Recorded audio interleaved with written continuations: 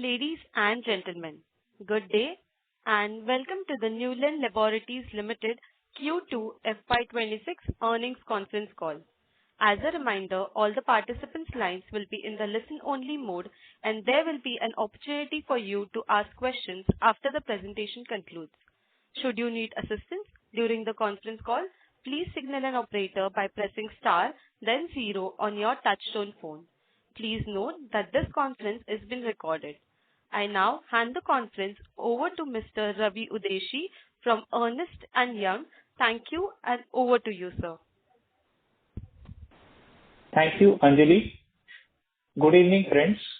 We welcome you to the Q2 FY26 earnings conference call of Neuland Laboratories ltd.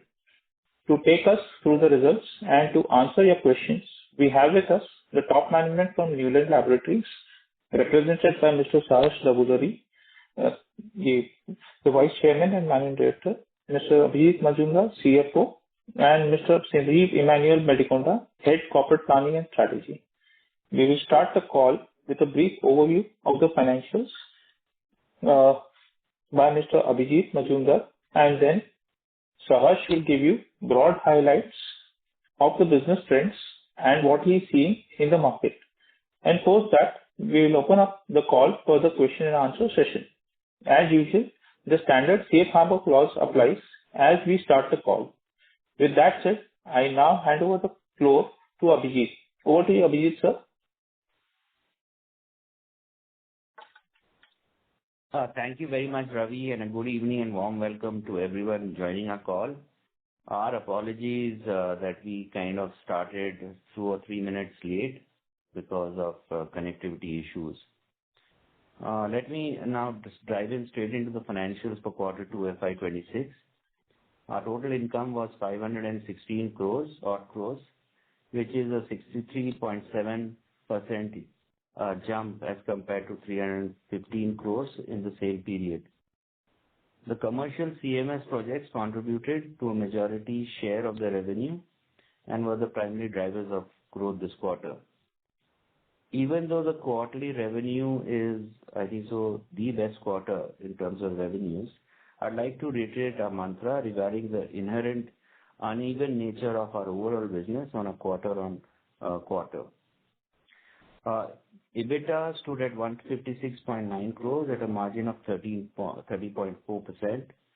And the growth in revenue has led to operating leverage with a business mix tilting to CMS, which are the factors which have contributed to the EBITDA margin. The gross margin for the quarter was 60.1% as compared to 56.3% in Q2 FY25. This gross margin, as always, includes manufacturing and other costs directly attributable to the product. The profit after tax was 96.5 crores as compared to 32 in Q2, and the previous Q2 FY25, and the EPS for the quarter stands at 75.18 rupees per share.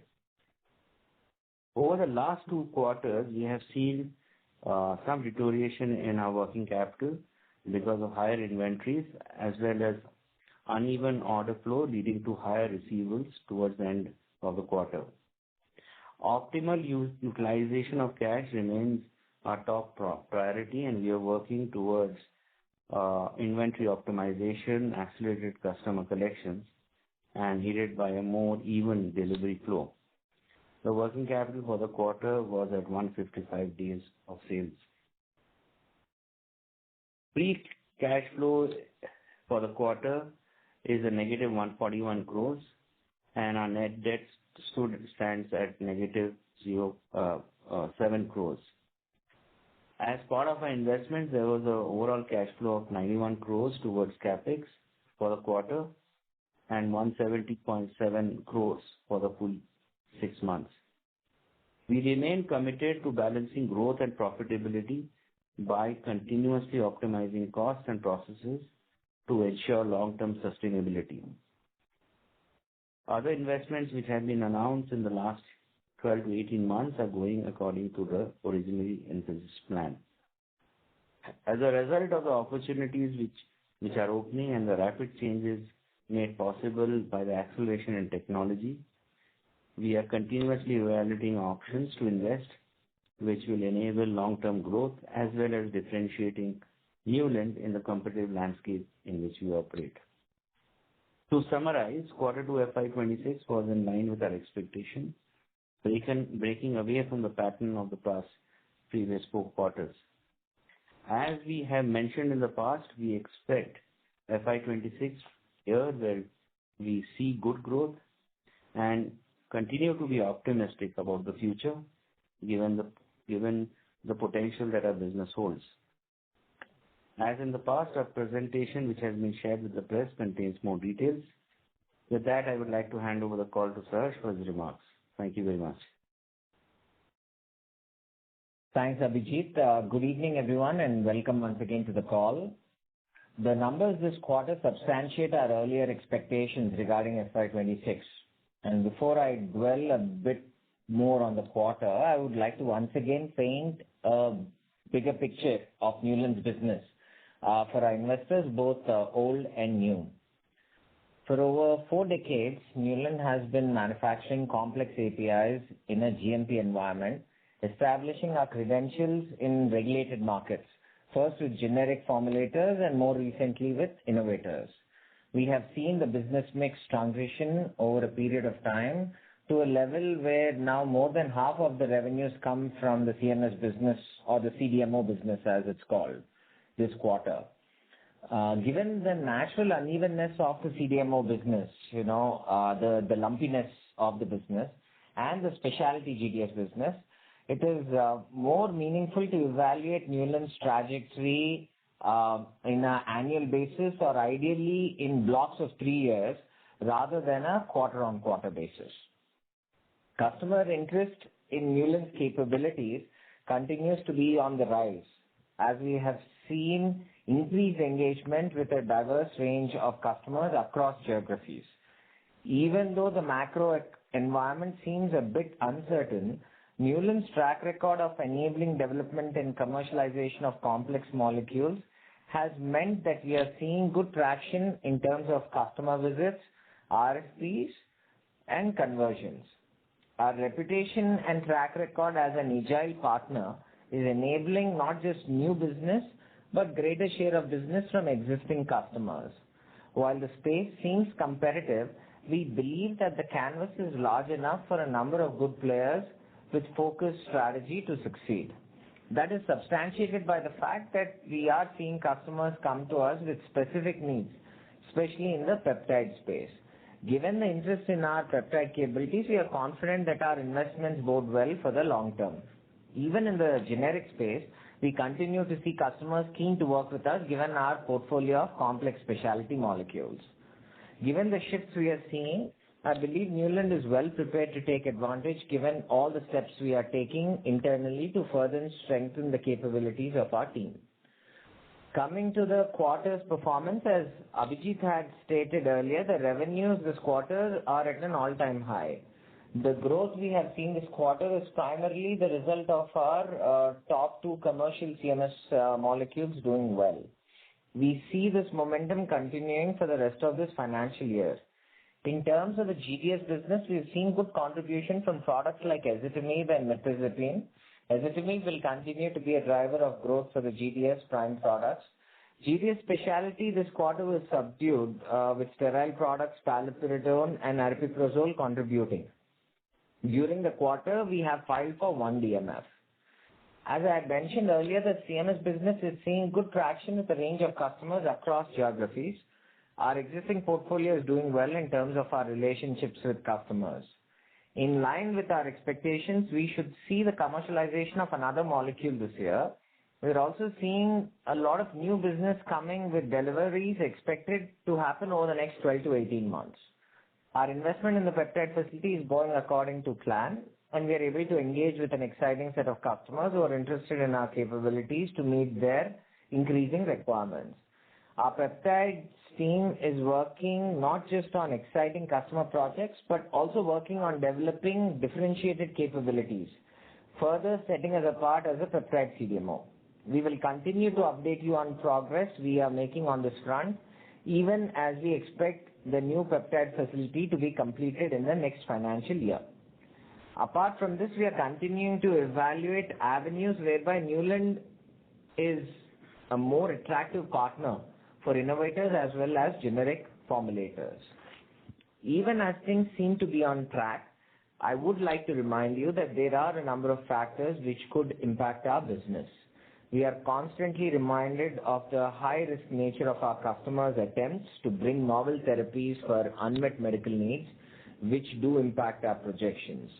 Apart from the performance of individual products, foreign exchange fluctuations, raw material cost volatility, and now increasingly unforeseen geopolitical risks and other dynamics of the business could also significantly influence the performance of our business. We are aware of these challenges and continue to monitor these variables very closely and work towards mitigating the risks. So having said this, Ravi, I request you to open it up for Q&A.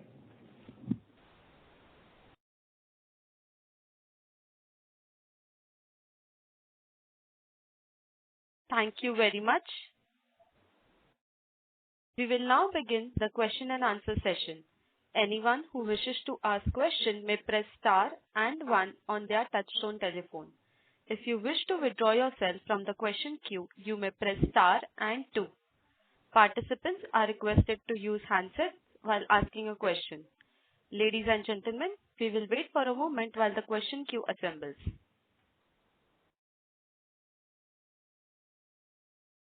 The first question comes from the line of Amay from JM. Please go ahead. Yes. Thank you so much for taking my questions and congrats to the management on good set of numbers. The first question I have on the CDMO, this quarter has seen a good growth.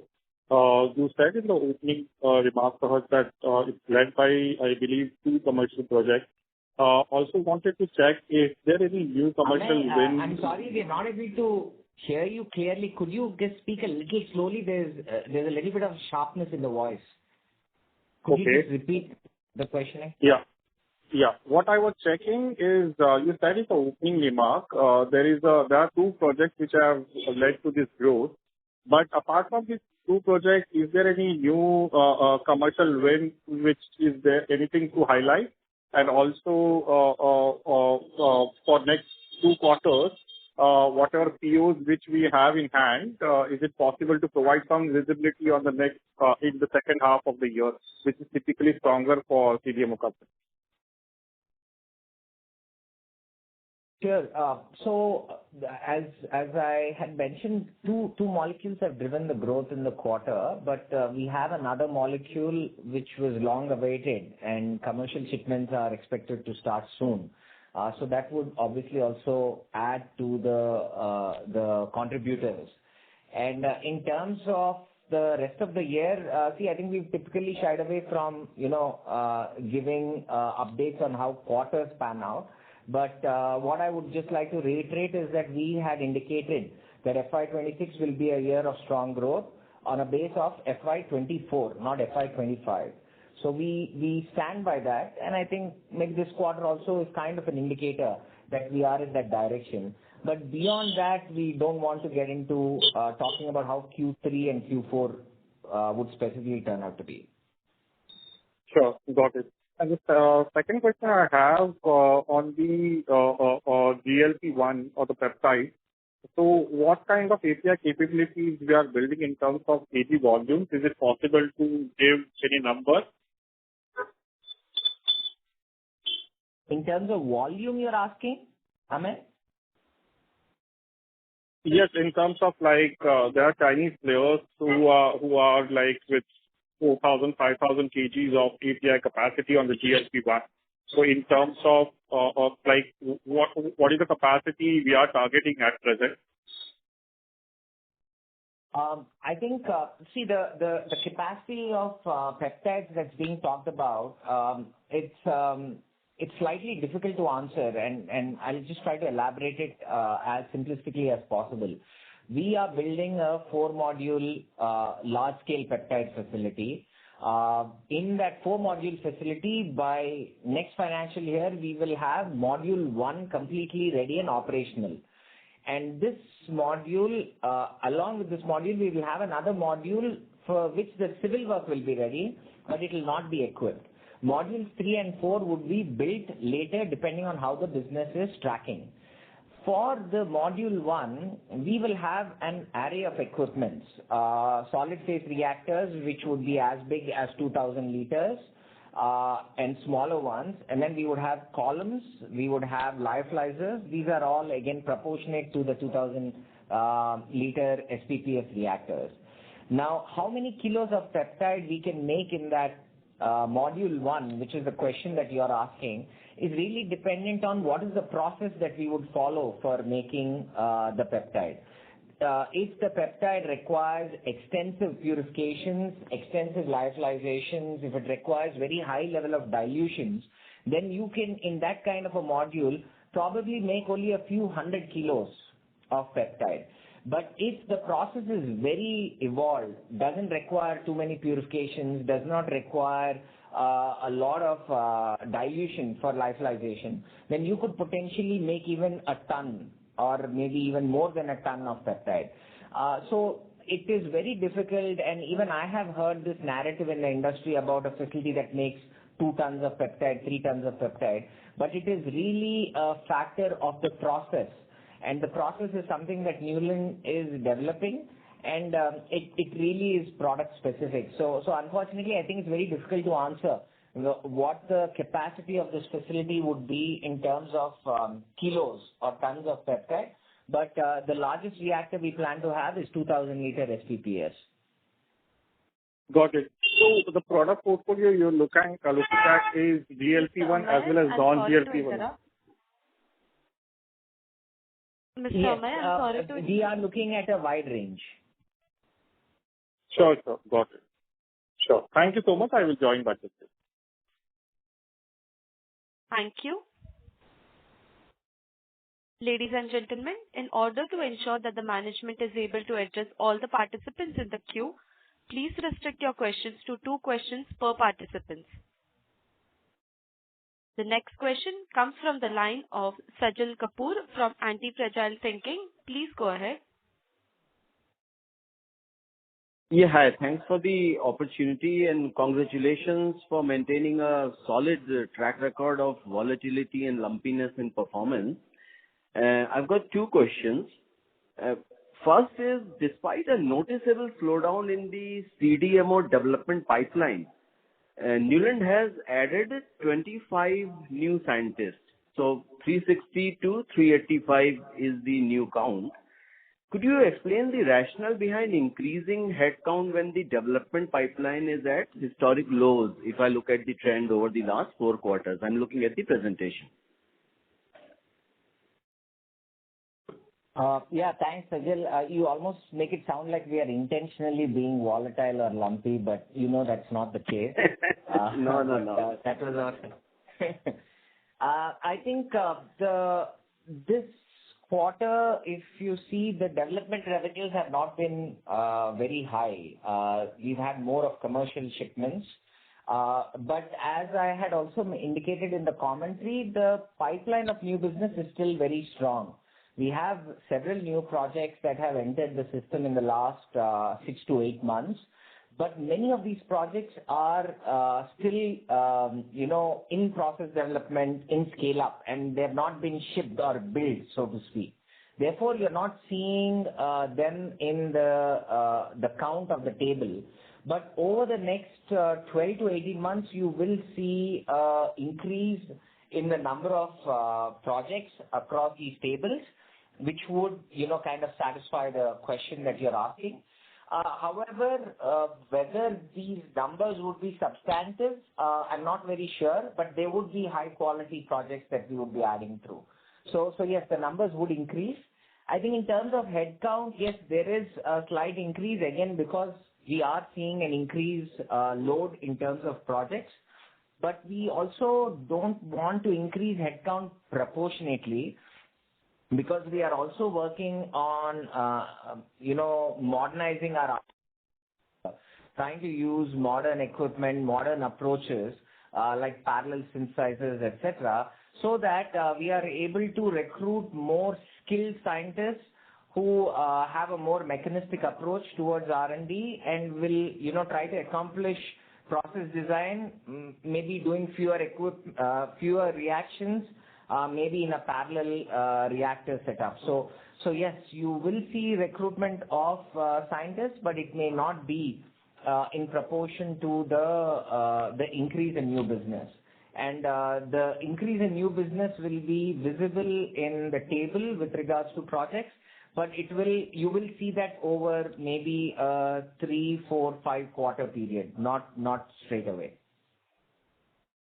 Certainly. No, that's helpful, Serge. And my second and last question is, how does Neuland ensure that its people strategy and governance frameworks stay aligned with the long-term innovation and sustainability goals while, fostering empathy and ethical conduct under high performance pressure in the kind of R&D work that we do and the kind of scale-up chemistry that we undertake? Thank you.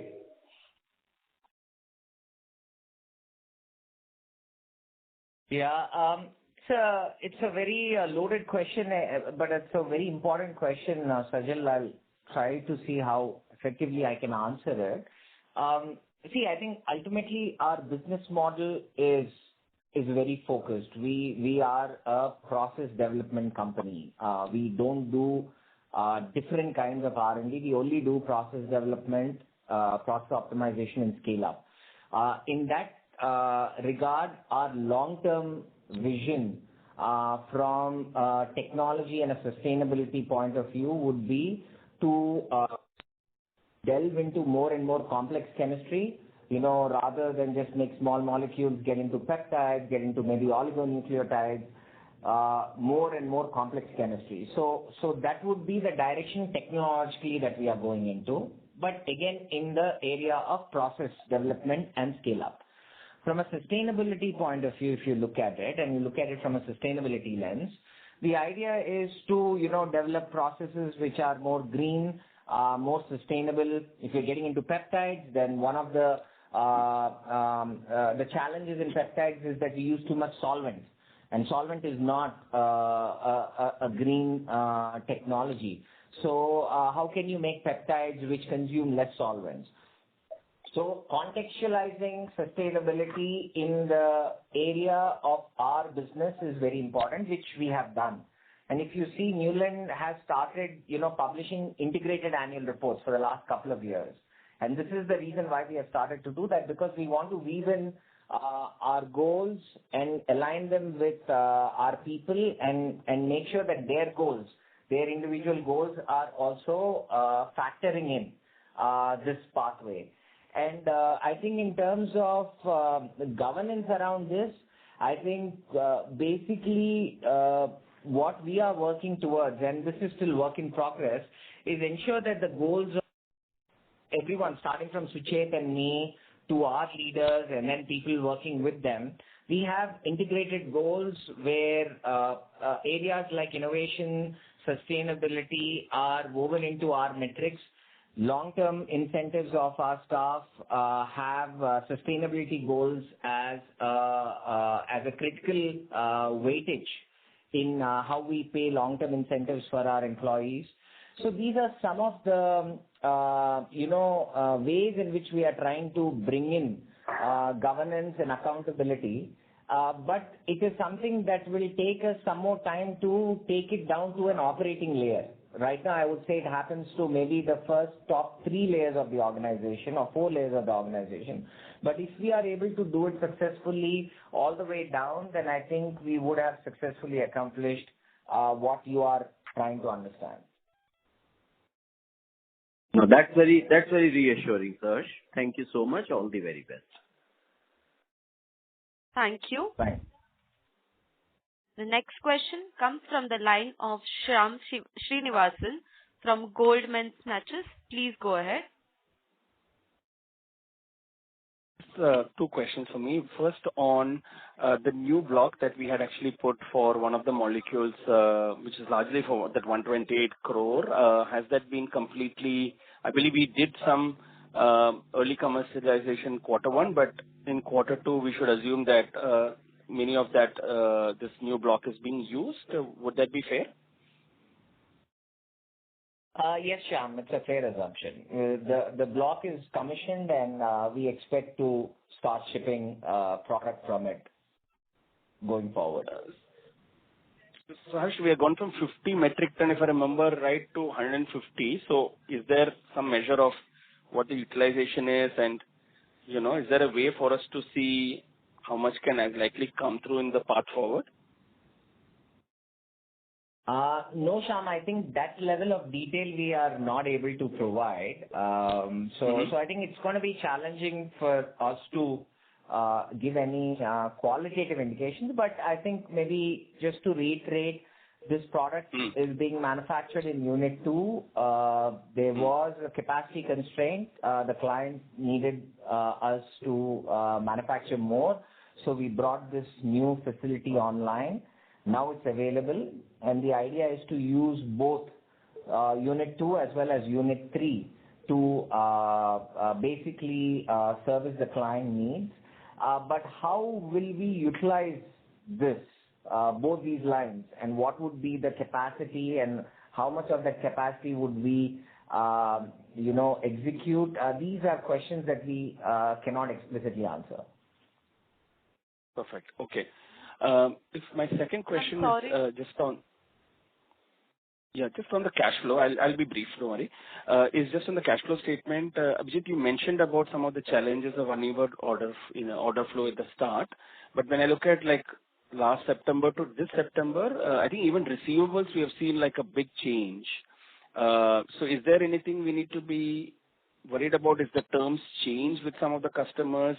You talked about inventory optimization, but I was looking at some of the other line items in working capital which have also become adverse. So just your thoughts there. Thank you.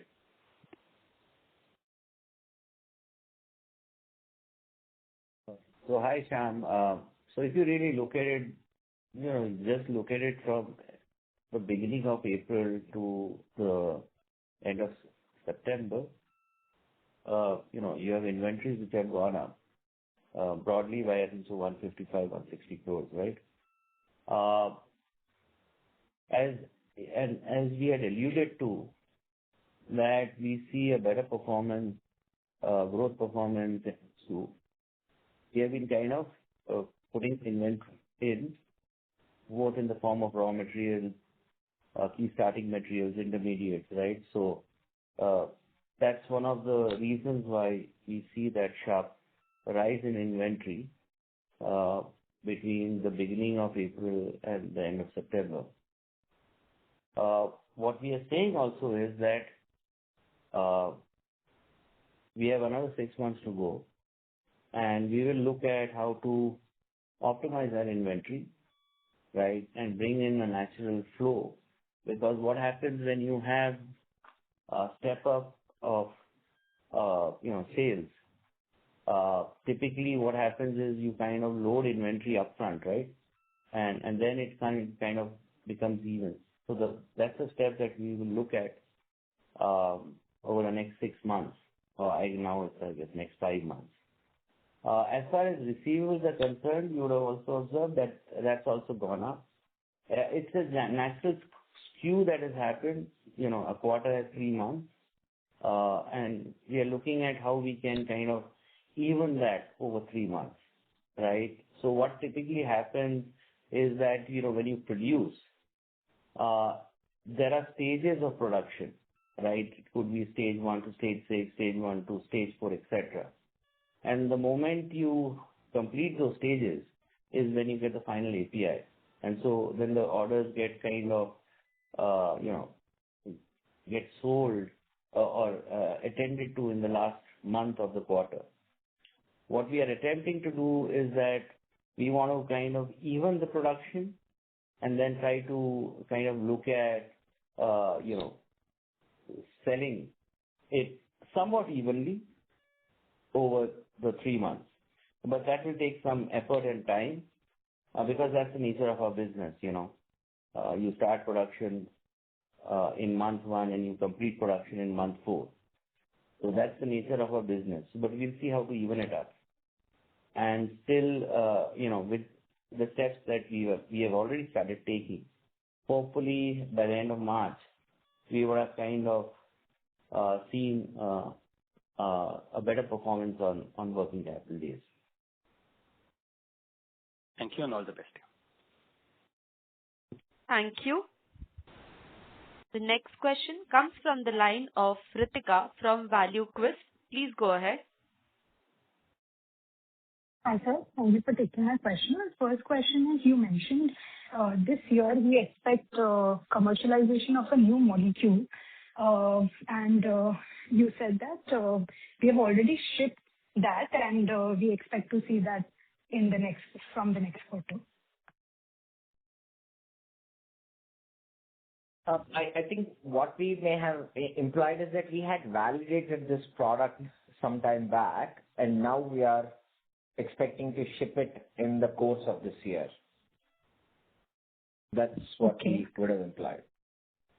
Sure. And secondly, on this new block in Unit 3 for one of the molecules that we've recently commissioned, should we expect good utilization, not asking the number, but a fair good utilization would have happened in this quarter itself? No, actually, we only validated the product this quarter, so I don't think we have utilized that block. In Q2, there was no commercial shipments from that block. It just got capitalized because and we validated the product. So commercial shipments would start later. Before. Sure. And last question was, if I see the CMS pipeline, I see one new molecule being added in phase 3 intermediate. Could you talk briefly about that? And secondly, we see two molecules moving out from phase 3 in API, one from commercial in API as well as intermediate. So could you briefly explain what happened this new molecule in phase 3 as well as reducing in terms of commercial space both for API and intermediate?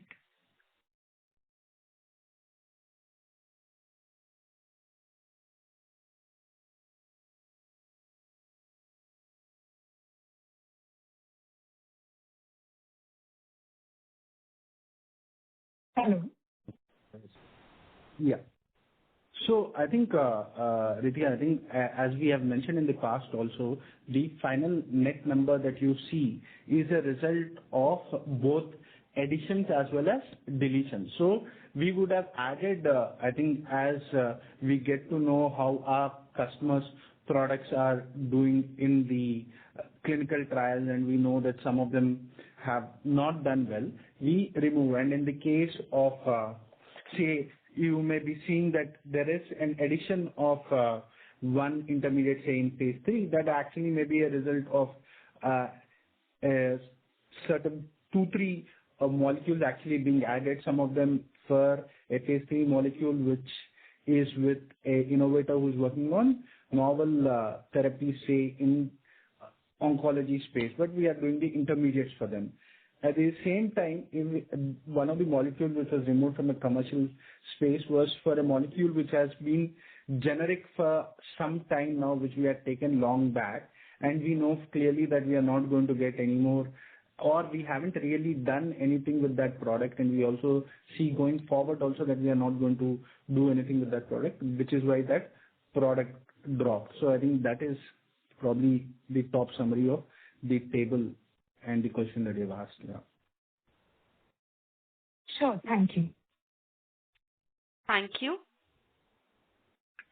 The next question comes from the line of Aditya Chheda from InCred Asset Management. Please go ahead. Hi. So my question is on the comment made on the GDS segment hides the specialty business being subdued. Can you throw some more light about what is happening in that segment, whether it is competitive intensity, etc.? And there was an element where some of the products were shifted into time. If we can talk about the segment as a whole and also on specialty, how should we think about growth directionally in GDS? Thanks. Again, Aditya, I didn't get the last part of your question. If you could, it was not that clear. Growth. Yeah. So when you were talking about some of these certain products, if you could just repeat that bit. Referring to the products move from charity to prime some time ago. Yeah, got it. Yeah. So I want you to talk about special in the existing portfolio. There is competitive pressure or lack of yeah. And as a whole, about the GDS segment. Yeah. Sure. I think if you look at the range of molecules that we have, even in the GDS business, even if we were to look at our prime segment, for most of our products, we do not have as many competitors. So if I consider a molecule like mirtazapine, or even if I look even at a larger scale volume product, say levofloxacin for the regulated markets, we do not have as many competitors. But you're also right that this is a segment where there is a lot of, I think there is an element of, even at the end market level, there's a lot of change even in the market share which different formulators have. So I think that at times also is leading to unevenness in these certain, for certain prime products. When it comes to the specialty segment, we have a lot of small volume products where I think most of them are in a few hundreds of kgs, or in certain cases even tens of kgs. So the volumes for them are more likely to be lumpy. And in certain cases in the specialty segment, we also have molecules which have only been commercial in only a few markets. They are yet to be fully commercialized across all markets. So because of that reason, we have certain quarters, or in certain cases even some years, where it may seem that there's nothing happening. And also, as you had mentioned, compared to the past, we have also moved out azithromycin, which was a strong contributor in the past to specialty, and even now is the leading top 2 contributor to the prime. And that is a product which is doing well and will continue to do well, and probably will drive the growth of the prime business. So to summarize, yes, the space is more competitive, but at the same time, for most of our products, we do not see that much competition with some of our older products. But when it comes to the specialty products, it's just the fact that they are small volume and it is a bit uneven. So I think we still are pretty optimistic about the growth of the GDS business, but it is something which will also pan out slowly over, say, if not this financial year, the next financial year. Okay. Last question is on the CMPs. Is it a right inference that the products that are now commercial contributed to a reasonable part of the development revenues in the last 12 to 18 months, and the base would slightly be relatively subdued versus what it was in the last 18 months in the near future? Yeah, you're right. Your inference is right, that I think as this one of the commercial product was close to commercialization and was getting approved, it contributed significantly from the launch quantity. So that effect has gone from the development revenues. But we also anticipate, as our customers do their phase 2s and they're moving towards phase 3, we also expect certain revenues to come in from products which are going into phase 3 in the future. Great. That's it from my end, and all the best for your future quarters. Thanks. Thanks. Thank you. The next question comes from the line of Shrikant Akolkar from Nuvama. Please go ahead. Hi, thanks for the opportunity and congratulations on good set of numbers. First, on the first 2 products that you mentioned, are we currently exclusive suppliers?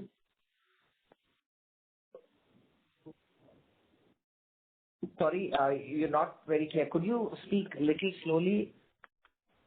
And repeat. Okay. Sure, no problem. So I was asking, in the first two products that you have mentioned you have shipped, are we currently an exclusive supplier to the innovators? Not really. I think we have other suppliers as well. Okay. And based on the current capacity, when do you think that Neuland would reach its full potential in these products? Sorry, you'll have to just repeat that question again. Okay. So, I was asking, based on the current capacity, when do you think Neuland would reach its full potential in these products?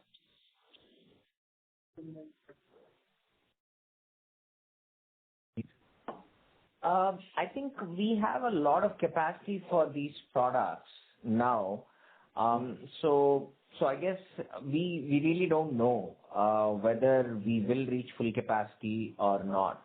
The idea for us is to maintain sustained market share with these customers, focus on execution and customer satisfaction, and see if we can, increase our wallet share, or, maybe increase the business with these customers for other products.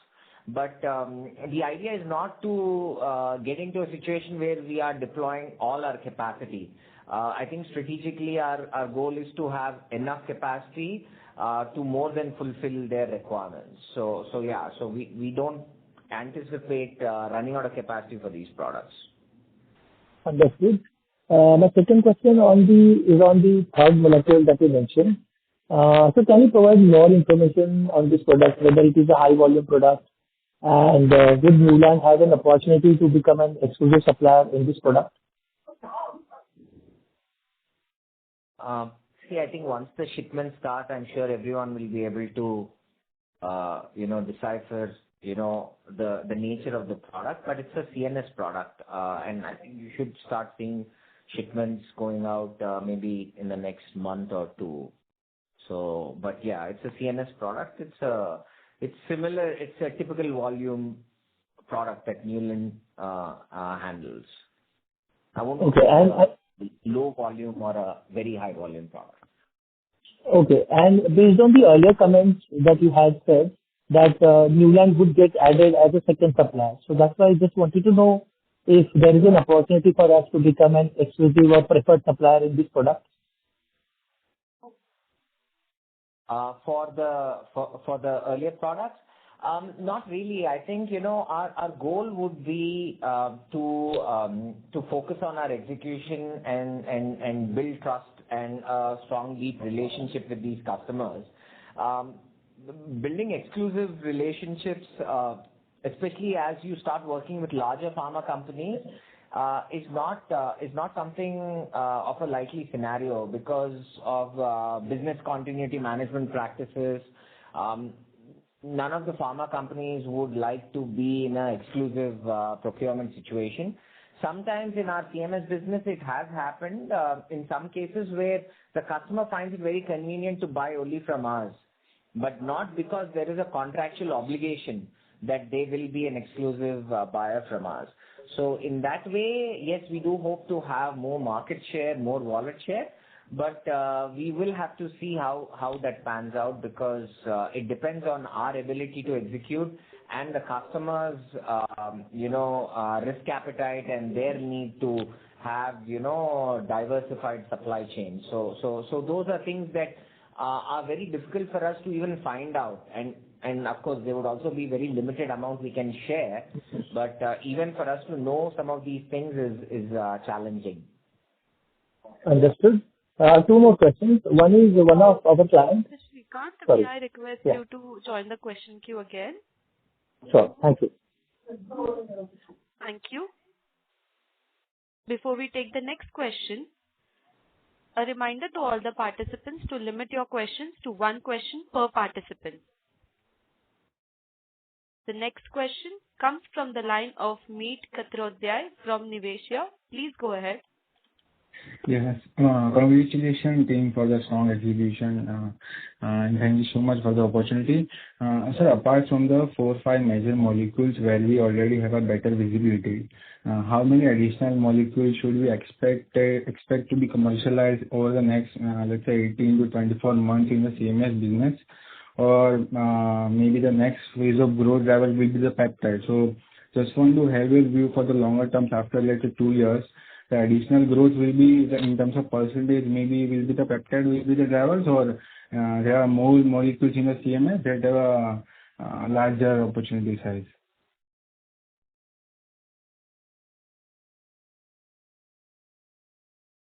Hello. See, I think we don't have any direct confirmed visibility of commercial projects for the next 12 to 18 months. However, there could be opportunities that could come in the form of, late stage opportunities that maybe we are in conversations with, but these are not definitive. And therefore, I think the short answer is that other than the one that's around the corner that we talked about, we don't see any concrete commercial visibility for the next 12 to 18 months. Okay. Thank you so much. Thank you. The next question comes from the line of Rushmik Oza from 9 Rays Equi Research. Please go ahead. Thanks for the opportunity. My question was regarding bempedoic acid. Since we've expanded capacity to 150 metric tons, if you can give us a little guidance of, when do you expect this capacity to get fully utilized? And if you could just share some scenario of what the pricing is right now, that will be helpful. Yeah. Unfortunately, we won't answer product-specific questions on the CMS side, so we won't be able to answer any of those questions. Apologies for that. Okay. And any guidance on the ramp-up of utilization also or supplies? We don't need any accurate numbers, but at least some direction could help us to understand the visibility and the potential of this product. I think, maybe at a holistic level, what we had indicated is that for our top products, one of the top products, we have, adequate capacity now available because Unit 3 is also come online. Between Unit 2 and Unit 3, we have more than sufficient capacity to fulfill our customer needs for the next couple of years. What this capacity exactly is, how much of it we intend to utilize is something that we will not be able to disclose. So if you have any general questions which are not product specific, then maybe we can answer. No, thanks. That's it from my side. Thank you so much. Thank you. The next question comes from the line of Priyanshu Jain from GrowthX Infinity. Please go ahead. Hello, am I audible? Hello? Yes, sir. You're audible. You're audible. Go ahead. Yeah, thank you. Congratulations, first of all, on good set of results. I have majority of the questions have been answered already. So I just want to know about the EBITDA margins. Because we have seen so much improvement in the EBITDA margins in this particular quarter. So are these sustainable, or can you just throw some light on it? What range we can expect? Yeah, sure. I think as we have been maintaining in our commentary, I think our margins are a factor of several,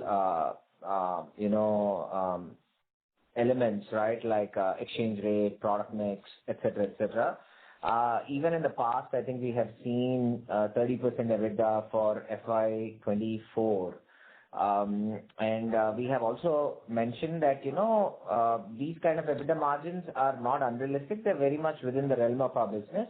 However, we don't, plan for them, or we don't guide for them. And therefore, we don't, explicitly say that this is what our EBITDA margin is going to be. But having said that, I think, this quarter, what we've seen, 30% EBITDA margin, I think is representative of the nature of the business. Whether it is going to be sustainable or not is something that we may not be able to comment directly. But directionally, I think, as you see better operating leverage coming in because of the growing business, and there is, healthy evolution of product mix, business mix, it's quite reasonable to assume that, these margins could be visible. But again, things like exchange rate or raw material prices could be a dampener. And also, I think going forward, we have to be, careful of what the business mix is going to be like. Not every product in our CMS or GDS portfolio has a uniform kind of a margin profile. And depending on which products tend to, get executed more, there will be a slight difference in terms of margins. So yes, please take this number, but take it with a little bit of caution. Don't take it as a set number or a guidance. Yeah, sure. Pretty much clear. And like my just last question on the capex side. So for the full year, what's the capex amount? I would like, can I ask you to join the question queue again? Yeah, sure. Thank you. Thank you. The next question comes from the line of Vivek Patel from FICOM Family Office. Please go ahead.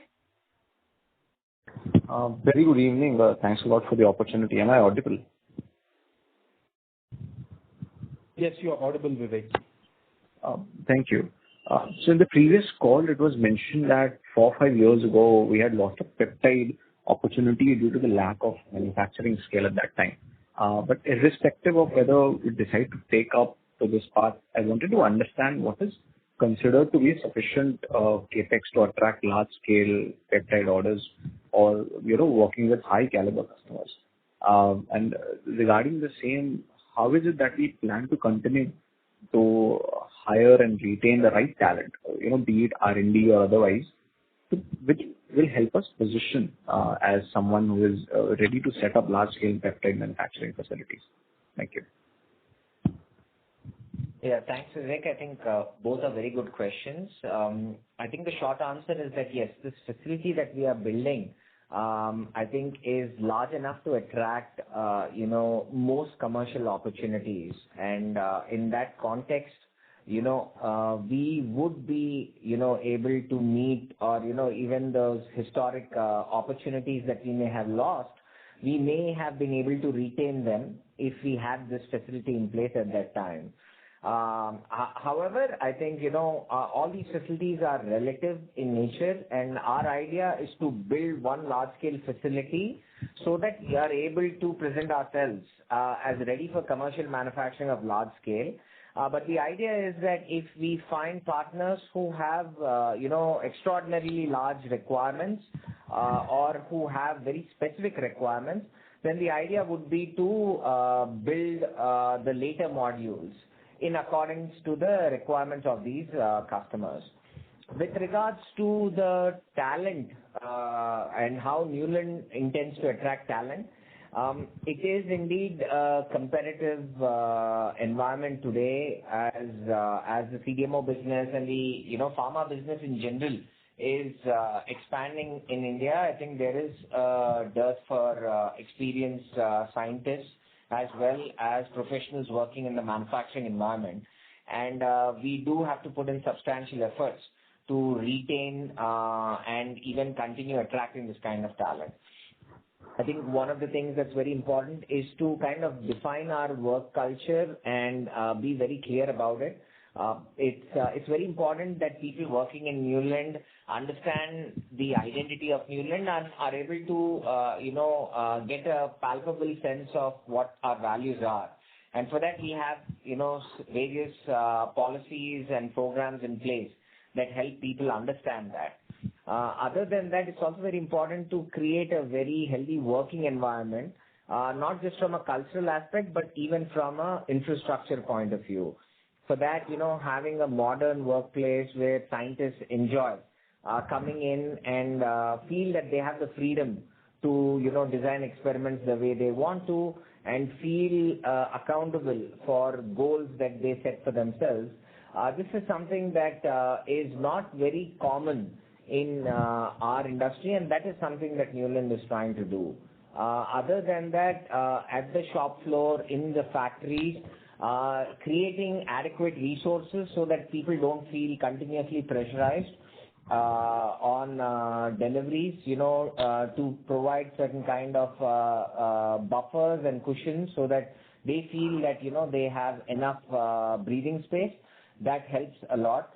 And finally, we also need to make sure that they're compensated fairly and adequately so that they don't feel the need to keep looking for opportunities outside. These are things that we have worked hard to put into practice. One thing that does help is the fact that we have a very focused business model, and that helps us, retain the kind of talent that we want to work. Because ultimately, when our recruiters are out there looking for people, our pitch to people is, do you want to work for, one of the best companies when it comes to process development and scale up, then you should come and work for Neuland. And I think having the ability to say that also matters a lot. So these are some of the things that I can think of in terms of how we retain talent.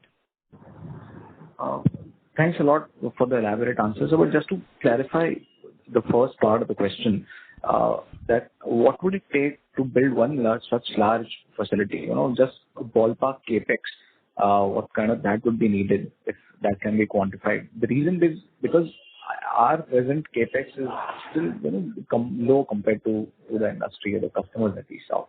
Just to quantify that one large capex for attracting customers. Yeah, so I think this has been disclosed in the past, Vivek. I think for the peptide module 1, along with civil for module 2, I think we're looking at ballpark 250-280 crores of investment.